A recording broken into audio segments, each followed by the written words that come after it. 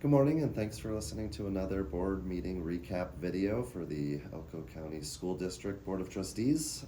On Tuesday, February 17th, we had two different meetings back to back. The first meeting was a board workshop on school budgeting and school finance and how that process works in the kind of grand scheme of things, as well as how it's related to our district's current budget situation. And so I'm not going to talk too much about that here, but just want to draw your attention to that.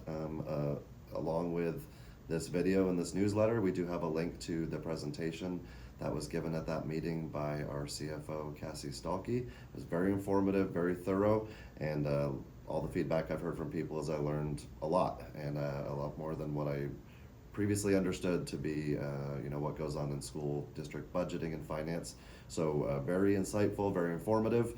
And that presentation is linked in this newsletter, along with all of the items from our regularly scheduled board meeting, which is what I will discuss now. And so, as I said, on the same day, we had our normal meeting, and that meeting was kicked off in wonderful fashion by some students and staff from Northside Elementary School who talked to us about their house system that they have there. This is something that happens at other schools across our district as well, but Northside does it in a wonderful way, and they have songs and other creative things that kind of support that culture of the house system at their campus.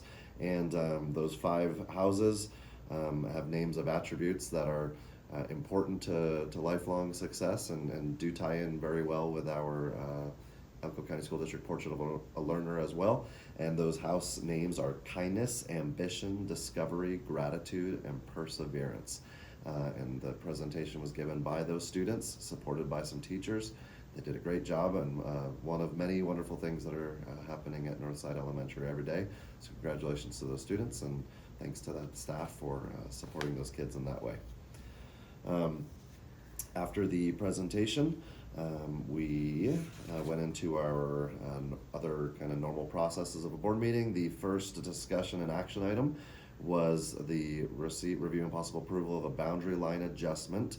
This was a collaboration with the city of Elko. For those who are familiar with around Elko High School, one of the parking lots that is on the side of kind of the football field and across from the fairgrounds, there's like a weird part where the road kind of it's not a straight road, it kind of curves out and then straightens out again. And so there was just some issue with city mapping with boundary lines didn't match up with the street lines. And so to make a kind of a more confusing story short, it was just an adjustment to the boundary lines and how those things were written with city maps to make sure that it just makes sense from a zoning standpoint. So that was approved, and we were able to correct that with the city.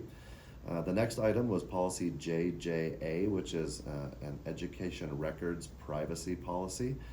In the most recent legislative session, I believe it was Assembly Bill 6, made some changes to not only what qualifies as a directory for education, but what directory information is considered to be publicly accessible. And so we had to do some policy updates to make sure that we are protecting student privacy and being in line with Assembly Bill 6. And so that policy was presented for a first read with edits as proposed by district leadership and legal to again match legislation.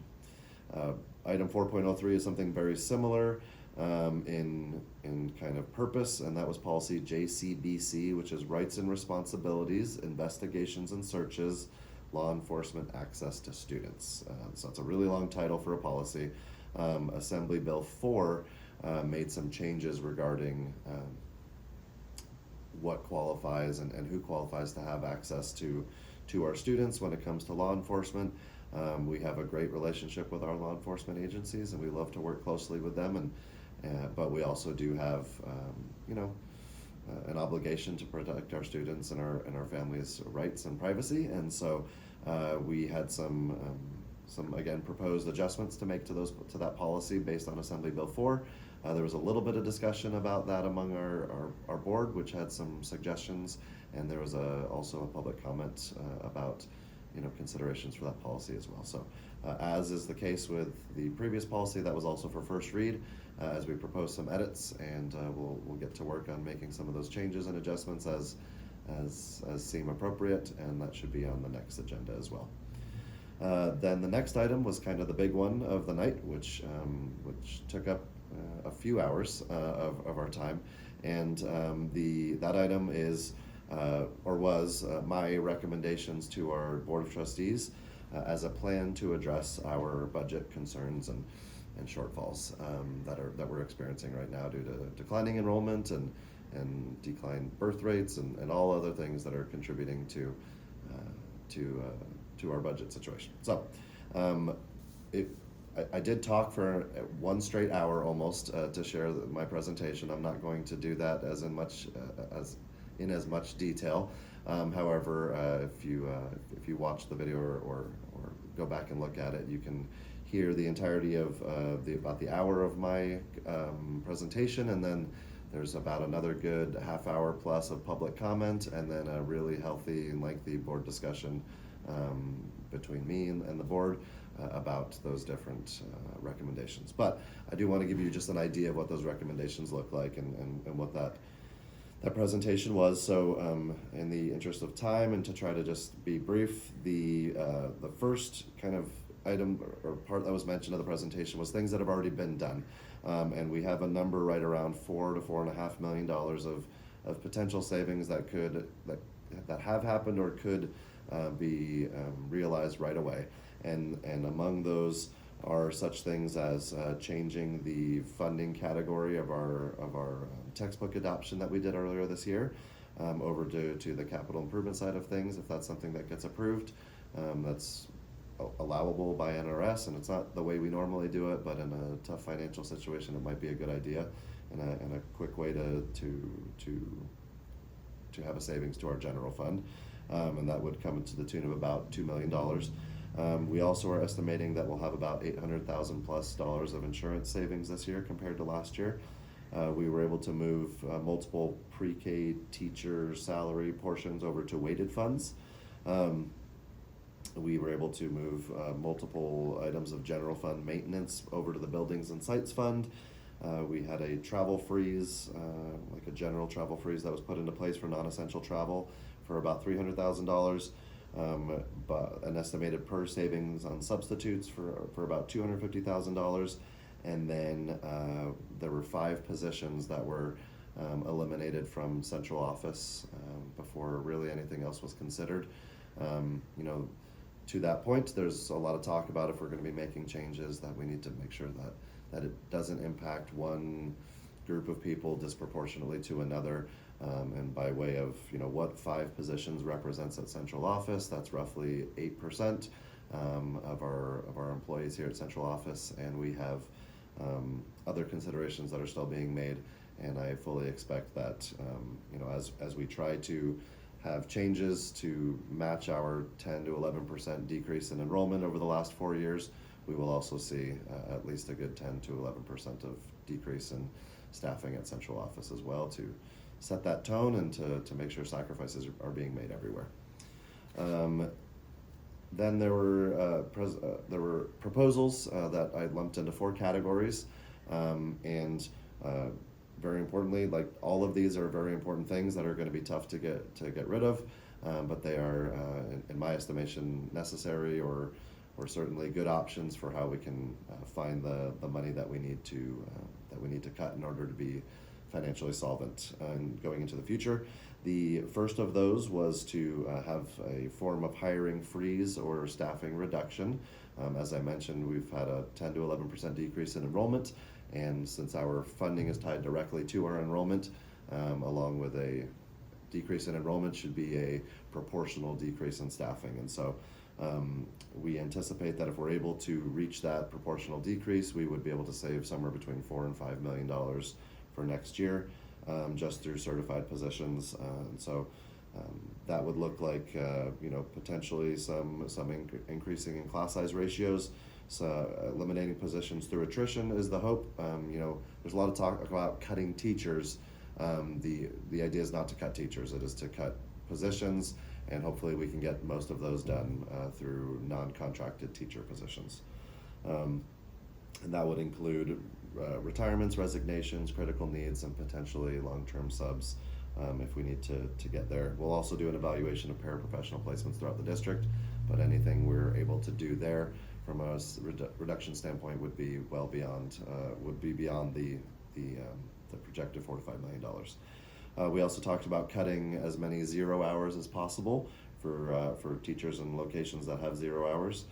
There's a proposed reduction to both regular substitute and long-term substitute compensation rates that right now we are, I would say, generous compared to the rest of the state.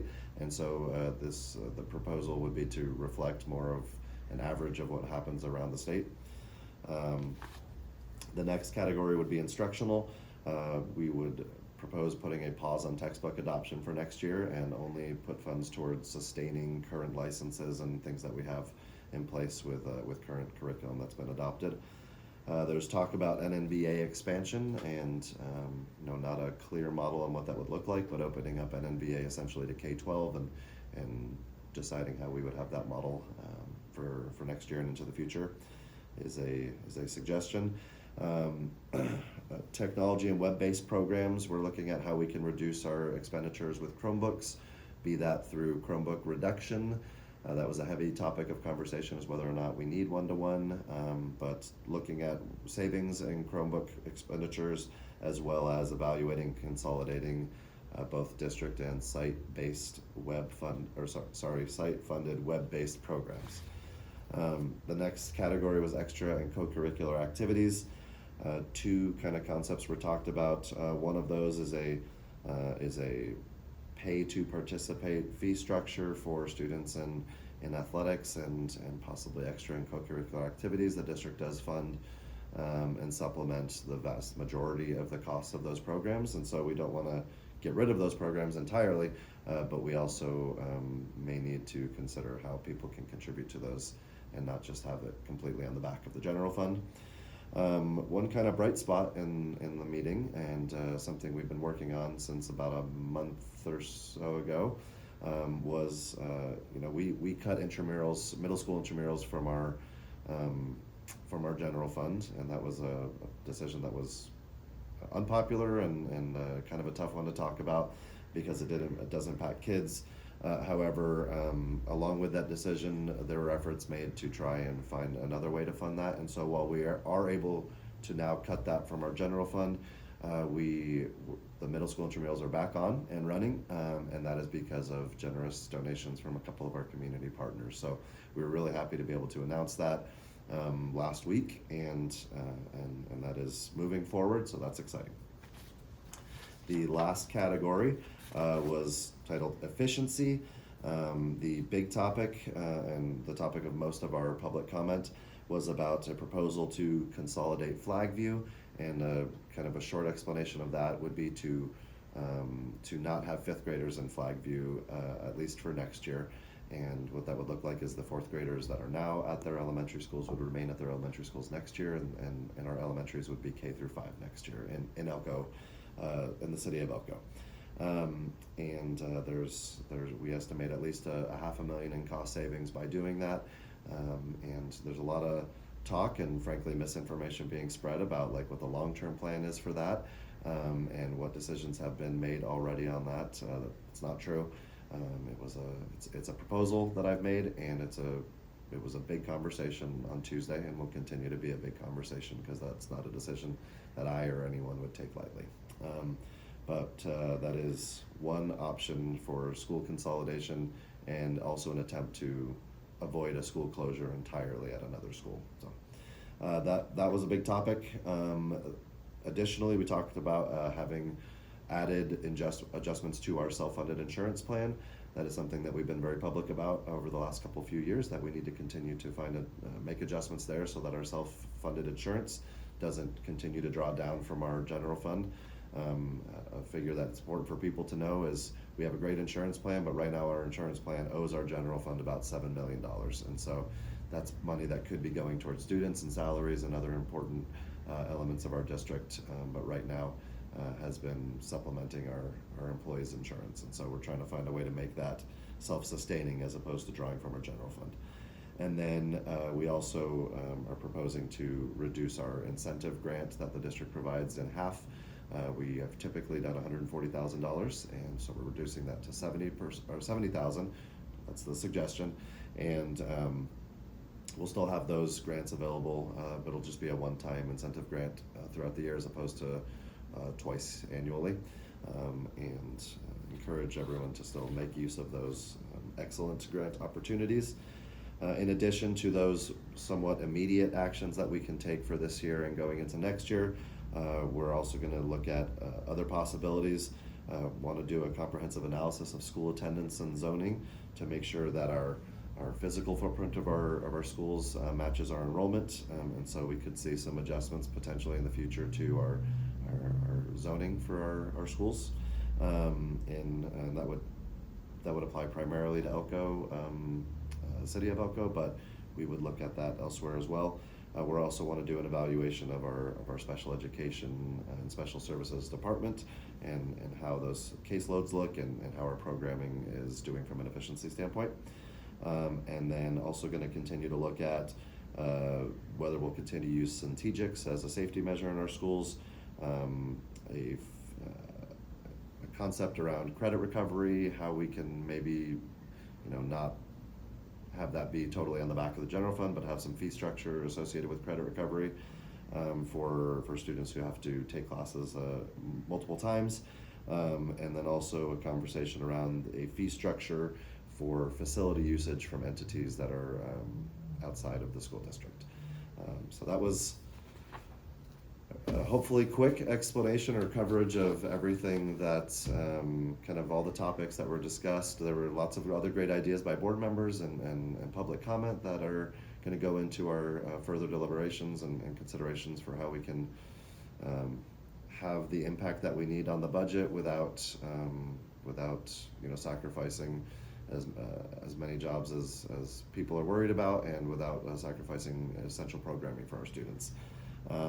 There was one more item that was after 4.04, and that was a first read of policy revisions to policy GDB02, which is titled Substitute Teachers, Licensed Employees, and that was to consider adjustments to the sub and long-term sub compensation rates, as I discussed as one of my recommendations. So no action was taken on that, but feedback was given for those revisions, if that is something that the board is planning on taking, if they plan to take action on that at the next meeting or not. So that was discussed in further detail during that item as well. Thank you so much for listening to the board meeting recap, and for being involved and for your concern and interest in helping the district. We're going to continue to do the very best we can to try to resolve our current concerns and issues, and thank everyone for your dedication and contribution to the solutions that we need in order to help our district move forward. Thanks, and have a great day.